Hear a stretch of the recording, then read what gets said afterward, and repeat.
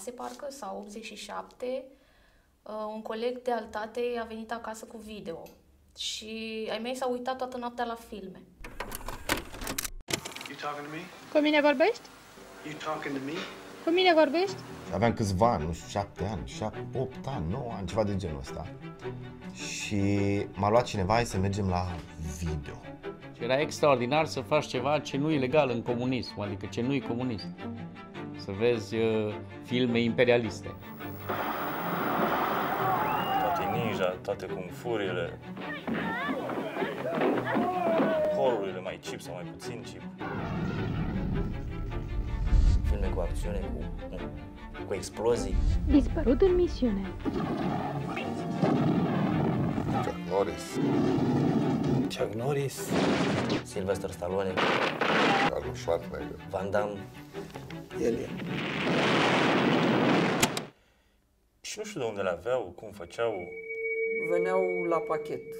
Vocea, traducerea și nu cred că am stat să ne gândim la început cum sunt traduse, dacă cineva ia un microfon și... Da, nu cred că ne puneam foarte multe întrebări. Exact. Vremea aia. Dar a fost un moment în care începeam să ne gândim, dar de ce toate filmele sunt traduse de aceeași voce? Ninja 8. Războinicii de foc. Este cea mai cunoscută voce din România după Nicolae Ceaușescu. Te iubesc, Sabrina. Și eu de tine, Carlo. Eram tare curios să o văd. Nici nu credeam că are un corp fizic, cumva. Era în planul conștiinței. Era vocea. Era The Voice.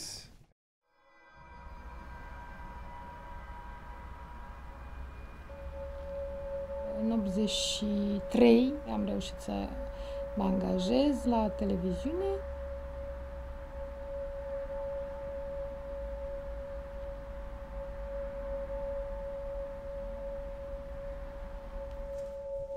Nu trebuia să fie nicio formă de care să demonstreze cât de bine poate să fie în Occident. Adică mașini luxoase, piscine. Inclusiv în Tom și Jerry, orice masă plină unde știi că ei se aleargă întotdeauna pe masele astea, era tăiată. Erau foarte multe lucruri care nu funcționau și care nu puteau fi văzute sub nicio formă la televizor. Era 5 noiembrie 1985. Din televiziune, un domn care era colonel la pompieri a venit și m-a întrebat dacă nu vreau să merg cu el la cineva care ar traduce casete.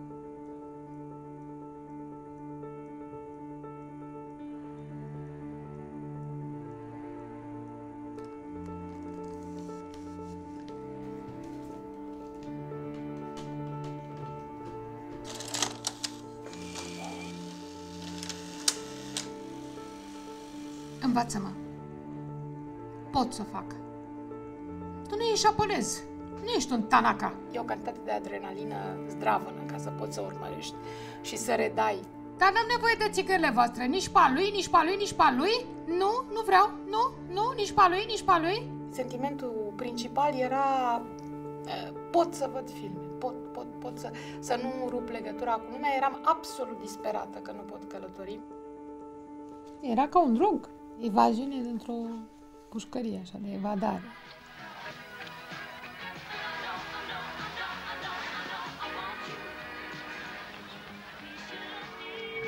În 24 de ore ar fi putut să oprească toată povestea asta regimul de atunci. Era un regim totuși represiv și imprevizibil. Era ideea că se poate întâmpla orice, adică mă întrebam, oare o să mi se întâmple, nu o să mi se întâmple?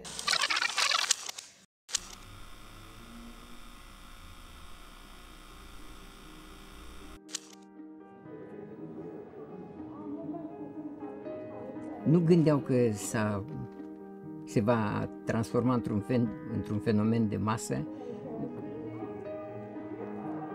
Părinte, nu poți să-mi tragi și mie filmul ăla? Știi?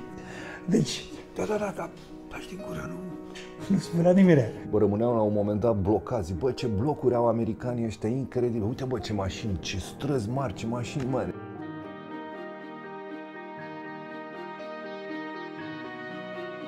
Era un fel de fereastră către Occident, să văd și eu cum e de fapt lumea liberă. Era o modalitate de a-i fenta pe comuniști. Asta a fost tot timpul marea satisfacție.